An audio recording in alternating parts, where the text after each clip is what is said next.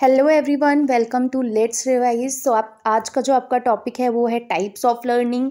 Types of learning आपका जो topic है ये आपका बीएड फर्स्ट सेमेस्टर में जब का फर्स्ट पेपर है साइकोलॉजिकल पर्सपेक्टिव ऑफ एजुकेशन, उसके सेकेंड यूनिट का एक टॉपिक है।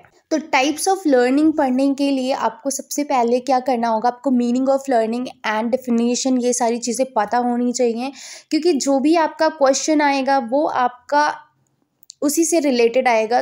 तो अगर आपका टाइप्स ऑफ लर्निंग भी आता है करके तो भी आपको लर्निंग के बारे में थोड़ा बहुत बताना पड़ता है। तो इसलिए जो आपका ये कॉन्सेप्ट ऑफ लर्निंग है, मतलब जो भी उसमें क्या है, कैसे है, डेफिनेशन है, नेचर है या ऑब्जेक्टिव्स हैं, ये सारी चीज़ें आपको पता होनी चाहिए, क्योंकि सिर्फ आप टाइप्स ऑफ लर्निंग में कुछ पॉइंट्स मेंशन करके आप मार्क्स नहीं गेन कर सकते, क्योंकि जो आपका पेपर होता है वो सब्जेक्टिव होता है। इस वजह से आपको क्या करना होगा, बाकी की चीज़ें भी समझनी होंगी, उसके लिए इसका जो पार्ट 1 है वो आपको देखना होगा। तो चलिए पार्ट 1 की बात को साइड करते हैं, अब बात करते हैं इस पार्ट की जिसमें हम टाइप्स ऑफ लर्निंग पढ़ेंगे। अब देखिए, जो लर्निंग होती है वो किसी एक पर्टिकुलर टाइप से तो होती नहीं है, ठीक है। ये हमारे डिफरेंट टाइप्स ऐसे होते हैं जहाँ से या जिससे हम लर्निंग करते हैं, सीखते हैं। अगर हम सबसे पहले बात करें तो मोटर लर्निंग क्या होती है। देखिए, मोटर लर्निंग, अगर यहाँ पे मोटर लिखा है तो इसका मतलब ये नहीं है कि किसी इलेक्ट्रॉनिक डिवाइस से हम लर्निंग कर रहे हैं। कभी कभी क्या होता है, अगर हम पढ़ते नहीं हैं या फिर हम पढ़ के नहीं गए होते हैं और अचानक से क्वेश्चन आ जाता है तो हम उसको अपने ही समझ से ही समझते हैं और उसको कोरिलेट करके लिख देते हैं। तो यहाँ पर बहुत बार ऐसा हो सकता है कि मोटर को लेकर के आप उसको सोचें कि ऐसा कुछ मशीनरी या मशीन के थ्रू अगर हम कुछ सीख रहे हैं तो वो मोटर लर्निंग होता है, बट ऐसा कुछ भी नहीं है।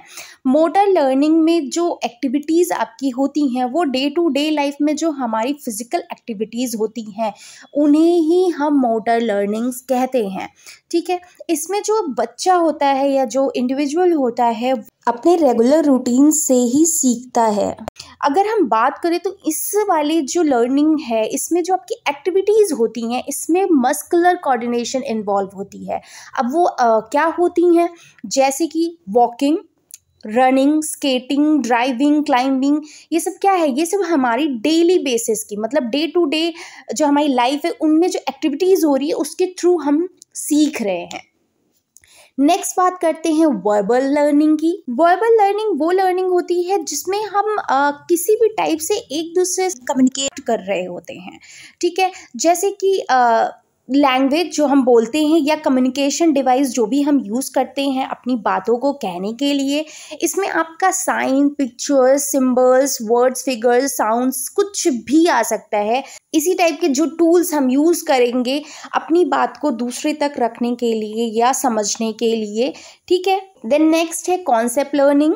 जो कॉन्सेप्ट लर्निंग होती है इसमें आपकी हायर ऑर्डर मेंटल प्रोसेस की रिक्वायरमेंट होती है। कैसे, जैसे आपका थिंकिंग है, रीजनिंग है, इंटेलिजेंस है, ठीक है। क्योंकि हम क्या करते हैं, हम बचपन से डिफरेंट कॉन्सेप्ट्स के थ्रू सीखते हैं।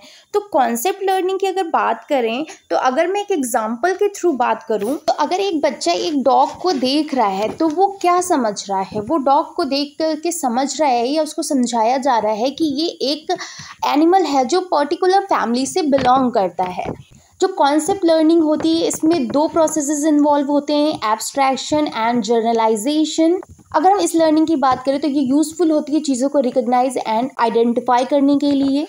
देन है डिस्क्रिमिनेशन लर्निंग। अब डिस्क्रिमिनेशन लर्निंग क्या होती है, जो लर्निंग हम यूज़ करते हैं 2 चीज़ों को डिफ्रेंशिएट करने के लिए, उसे हम डिस्क्रिमिनेशन लर्निंग कहते हैं। जैसे कि अगर हम बात करें कि डिफरेंट व्हीकल के डिफरेंट साउंड्स होते हैं, बस के हॉर्न का साउंड कुछ और होता है, कार के हॉर्न का साउंड कुछ और होता है, एम्बुलेंस के हॉर्न का साउंड कुछ और होता है। तो हम क्या करते हैं, हम इन साउंड से ही क्या करते हैं, डिफ्रेंशिएट कर पाते हैं कि जो व्हीकल है वो कौन सा व्हीकल है। नेक्स्ट अगर हम बात करें तो प्रॉब्लम सॉल्विंग। अब प्रॉब्लम सॉल्विंग जो आपका ये टाइप है लर्निंग का, ये एक हायर ऑर्डर लर्निंग प्रोसेस है। इस लर्निंग प्रोसेस के लिए जो रिक्वायरमेंट होती है वो कॉग्निटिव एबिलिटीज़ की रिक्वायरमेंट होती है, जैसे thinking, reasoning, observation, imagination, journalisation, etc. इसके अलावा ये जो प्रॉब्लम सॉल्विंग आपकी लर्निंग की टाइप है, ये यूज़फुल होती है जब हम किसी भी प्रॉब्लम में फंस जाते हैं या कोई भी प्रॉब्लम हमें नहीं समझ में आ रही होती है, तो उसमें से निकलने के लिए, उस प्रॉब्लम को सॉल्व करने के लिए हम इस टाइप की लर्निंग का यूज़ करते हैं।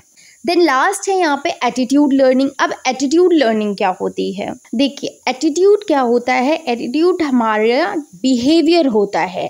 ये बिहेवियर क्या होता है? ये डिफरेंट एटीट्यूड डिफरेंट लोगों के या ऑब्जेक्ट के या जो भी सिचुएशंस हैं उसके अकॉर्डिंग डिफरेंट होता है। जो हमारा बिहेवियर होता है उसके अकॉर्डिंग हमारा जो एटीट्यूड है वो पॉजिटिव और निगेटिव हो सकता है चीज़ों और सिचुएशन के अकॉर्डिंग। तो यहाँ पे कुछ लर्निंग के टाइप्स हैं जिनको हमने यहाँ पर समझने की कोशिश की है। आई होप आपको ये क्लियर हो गए होंगे।